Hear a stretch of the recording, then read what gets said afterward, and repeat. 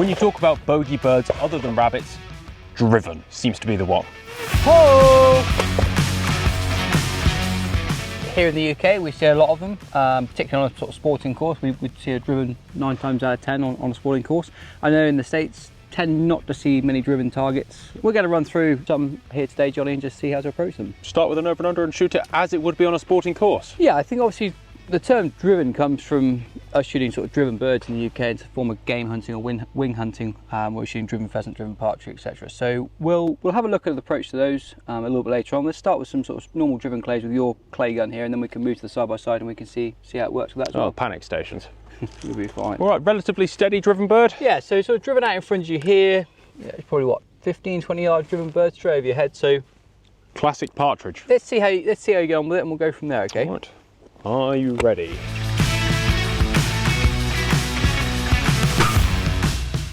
What I would say, Johnny, is you shoot them better actually having the gun slightly soft mounted, so not a pre-mount here. Get your eyes away from the muzzles, just look at the target, better vision, better pickup.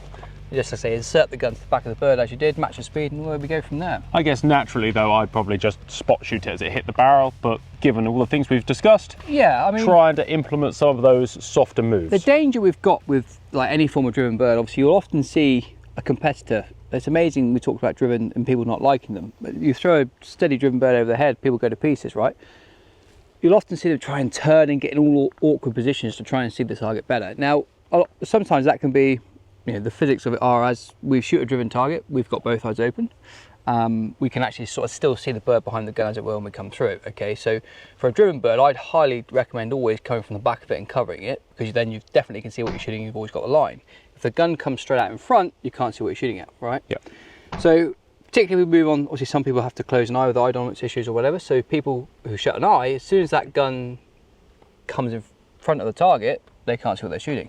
So the good thing with a shot cam is you'll be able to see that when you insert behind, you'll be able to see the gun clearly behind, so you can come through the line and shoot it. Yeah. Nice and easy. What's also interesting is it's really hard to see where you miss because there's no reference of gap. There's just a swing out. Yeah, right? Exactly right. So then what the shot cam will then tell us is, and where a lot of people do go wrong, is we bring the gun out in front straight away. We can't necessarily see what we're doing, can't see where the bird is in relation to the barrel, and then we try and search for it. I've always been taught kill it early because it is wildly uncomfortable to be up there. That all comes from balance, etc. So we work from the bottom up. So we look at our feet there. Again, you're taking a very side-on position there, Johnny. The danger is we're going to then start to pull offline if we're not too careful. We don't want to be really square on here, okay? We'll never stand that square onto a target. We're using our hips a lot more through a driven bird. Transferring that weight from the front to the back. Exactly, but the important thing is you'll see some people, they stand here. Now the weight is on the back foot. So as I try to come back, naturally I'm going to want to stop because I feel like I'm going to fall over, right? So the weight wants to be nice and straight on the front leg, keeping the weight on your front foot, keeping your left leg nice and straight and leaning slightly forward with your hips, okay? That way, as you come through the bird, you can keep your weight forward and then drive through the core of your body and still sort of bend back and keep on the line. We don't want to put too much bend in the front knee here. Again, we're going to become too static. So if the front leg becomes too bent, and this is across all shooting, we would never want to keep the front foot bent or front leg bent. That way, as we come back again, we're static and I can't use that core as much as I want to. And I'm really sort of then hindered and almost at a fixed position. So being able to move, balance is really key with driven stuff. Mistakes and errors often people have when they shoot driven. People tend to become too side on. So as we come through here, we tend to pull off the line. All these little things we've got to take into account when we shoot even the simplest driven bird, whether it be a driven clay or a driven game bird. And the fundamentals started at this 15-yarder, still apply at a 40. Exactly that. So even as we go higher, we may say, right, we should just accelerate the gun a bit faster as we go higher, but its principles are the same. With that in mind, let's just step it up a level. So we've got some slightly higher driven birds here. We'll stay in the same position. So if we look slightly higher now, Johnny. Yep. Still a relatively straight driven, so we're going to apply the same techniques, same methods, same approach to the target there for this higher bird now. Okay? You wouldn't be tempted to take this as a high crosser? Again, exactly, that's the option you can look at. If you feel more comfortable on that crossing angle, definitely. But let's try and shoot it as a driven bird to show we can still get there as a driven, and then we've got backup plans if we need them. It's interesting, you came into that thinking, oh, I'm not too sure about shooting it driven, because in your head you're like, is it easier to shoot it driven or crossing? Actually, you just approached that, took it on as a driven bird, and no problem with it. No drama. A slight lean to the left, just because you're favouring that. The good thing is you're favouring that side because you've read it's going that direction, and we can still shoot it the same way as we shot the lower driven bird. Yeah, instead of pulling the light gun straight, you're pulling it in a line like that. Exactly that, yeah, exactly that. Easy peasy. Yeah, and I think, we're sort of going to touch on a second with, even with wing shooting, so we're shooting driven pheasants or driven partridges, obviously what's less known is the line and the speed of the bird, right? Listen, they're wild, so they're going to be not necessarily come straight over your head all day long, so they'll be slightly to the right, slightly to the left, curling, whatever. So we've got to read into that a little bit more. A lot of that then becomes about positioning. So we talked earlier about feet and about how we're going to keep our left leg nice and straight as a right-hander and keep our balance forward. As I sort of start to play you around and get you to shoot some birds out to your left a bit more and out to your right, the feet have to move. Example being, if I now try to shoot a bird out to my right from this position, as soon as I come through the line here, I'm now completely against my body. Everything's tense behind my shoulders. But a very small foot movement will have your hips pointed in the right direction. Exactly. But the important thing is, and where so many people go wrong in the field, and we see a lot of it, is people try and do everything at once. So it's always feet first. So I always say it's positioning before mounting. So when we're here, we see a bird present to our right and we've got time to get ready. We'd step first, so we open the body up, our shoulders are now nice and square to where we want to kill the bird, and then I can start the mount. What we don't want to do is be stationary here, mount the gun, and then try and step into it, because the whole thing changes as I move my feet from this does look position ridiculous. Here. As I step, you'll see the barrels come completely over here. I need to be muzzle aware in terms of keeping the muzzle relative to the bird where it's presenting itself. So if I'm here, I step, I'm going to leave the gun behind so I can mount into the back of the bird and then accelerate away there. Proper classic move. Exactly, as opposed to being here, right, the bird's gone to my right, bringing the gun all the way with me to here, now I've got to go back and find that bird. So your legs are moving independently of the core, right? Correct, the core is following the bird, the legs are following the kill point. We still want the gun relative to the bird, so as I step there, I know the bird's here, I'm leaving the gun here, and now I can insert to the back and go. Should I play with side by side, just see any differences? We're shooting traditional driven birds. Exactly that. Let's shoot it with the traditional gear. Yeah. Webley 700, a classic British double gun. Perfect for shooting some classically driven plays. So we've got the Gen 4 Mini here. The beauty of it is different bracket, and it's exactly the same thing, and we can fit it to a side by side or an over and under. The beauty of the Gen 4 Mini as well. I've put my standard Gen 4 onto side by sides. It definitely feels like you've got it on there, whereas the reduced weight still allows this to handle in the lively way that it can be, or was built to be. And honestly, I quite like putting the shot cam on the side by sides because it turns it into something a bit more familiar with. That you're used to, yeah, exactly that. Any hints on shooting them differently? Does it matter too much? Listen, I mean, certainly there's a lot of people in the UK that would have grown up shooting side by sides and had them pass through generations and still shoot side by sides. To a very high level. Exactly that. And one thing I'd say is that I could take some fantastic side-by-side shooters. Simon Reinhold, who we both know very well, shoot a side-by-side as good as I've seen anyone shoot. As long as you understand how they shoot, you won't shoot them any better or any worse than over and under, right? Immediately, a lot faster. A lot faster handling. One thing I would say with a side-by-side tends to be they're a lot lighter. Tends to be lower in the comb here, so a lot flatter. So the fit, I think, is more important, getting the side-by-side fit right. Yeah. But fit with something like this, with a classical rib, you're not wanting to see too much of that. It's not like a flat file rib on a side-by-side where you can shoot it a bit more like an over and under. Yeah. They're a little bit more specific, right? 100%. And obviously, one thing I always find with side-by-sides, and I say to people with fit especially, is obviously the comb here tends to be a lot thinner.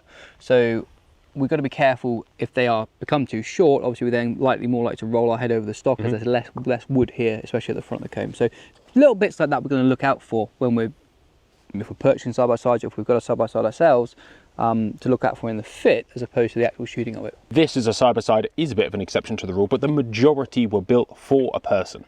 100%, and so every single one is different. It's not like a Silver Pigeon or a 525 that is going to be pretty much stock standard as long as no one's messed with it. Yeah, exactly. You know, most sort of box standard guns off the shelf will fit the average Joe, right? That, you know, you could pick up a Silver Pigeon off the shelf. Yeah, you know what you're getting. Well, yeah. In terms of actually shooting them, it's a different sight picture slightly. They tend to shoot a bit flatter as such.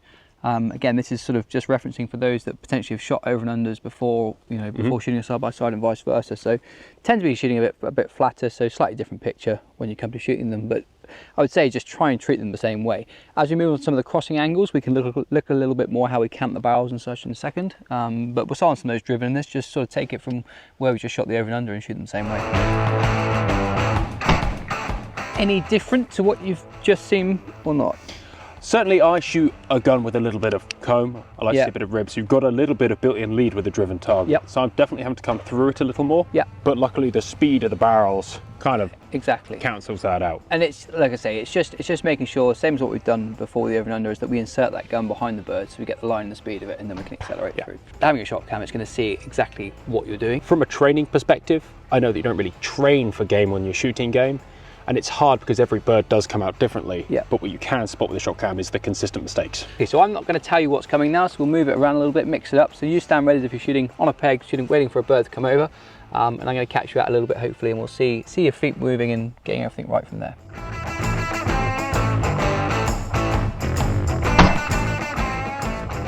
So we've sort of stepped out to the side there, Johnny.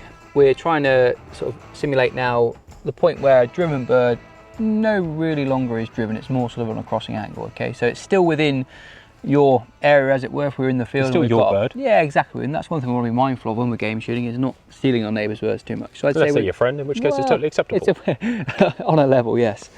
So we're now in a position where actually, yes, we could still shoot it driven, but it's probably become a point where it's easier to shoot as a crossing bird, okay? So we're going to turn into this a lot harder. Exactly that, so more of a turn with the feet, footwork happening first, leaving the gun behind so it's on the line of the bird, and we can take the muzzles into the back of the bird and then make the shot as normal, okay? Okay. Interesting enough, obviously we're doing this for side by side, and again the beauty of having the cam on there is we'll see that the line of the barrels in relation to the bird, when we get it wrong, so as opposed to coming through the bird like a driven bird here, if we try and do it on this extreme angle, we'll see at this angle with the barrels here, which is very easy to lose the line. We're going to sort of almost cant the gun slightly and turn it more sort of flat, so we can get the line of the bird better. Interesting. We're going to sort of roll the gun in the shoulder so that the barrel level is parallel to the line of the bird. Exactly that. That's the game. That's the aim of the game anyway. Okay. Right. And that's a visual thing because you've got a left tube in the way where you may not have one. 100%, yeah. And this is where the picture looks slightly differently as we come on side by side.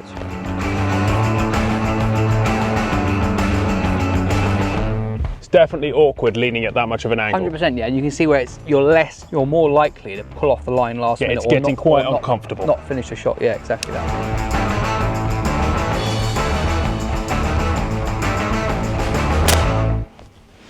So as we can see there, no footwork involved, no turning at all, right? So without the move. Yeah, so it's pretty hard work to get there, right? It's very easy to come off the line, and you don't really know where you're shooting. That's not to rule out to say this bird wouldn't be possible to shoot like that. We just need to do a few tweaks to get the positioning right, so we can get the line of the bird easier. But a little footwork, it's in the bag with a lot more ease. It's the easiest way, yeah. So I'll show you what we're going to do with that now to make it easier for you. Okay. So my sort of normal positioning here is just allow the feet to come into play when I see the bird present itself, and then insert the gun behind him. Quite relaxed on your legs. Exactly that. So we need to be able to move the feet first, okay?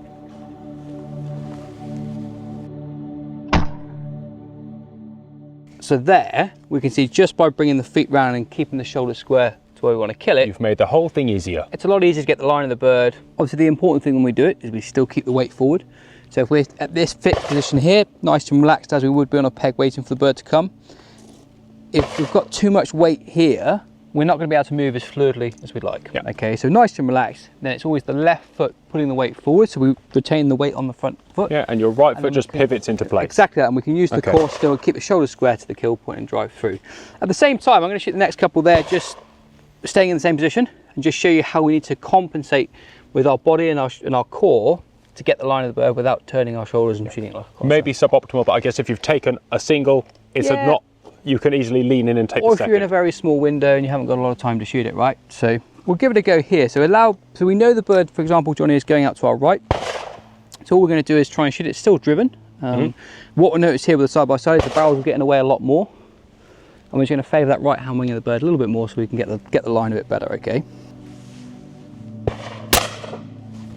And I'm just almost compensating for the balance of the gun. Lean and across. Yeah, obviously it's not ideal. I guess the earlier you shoot it, the less awkward a line it is for you. Yeah, and the later you leave it, when we're going to this positioning here, we can see the weight stays forward.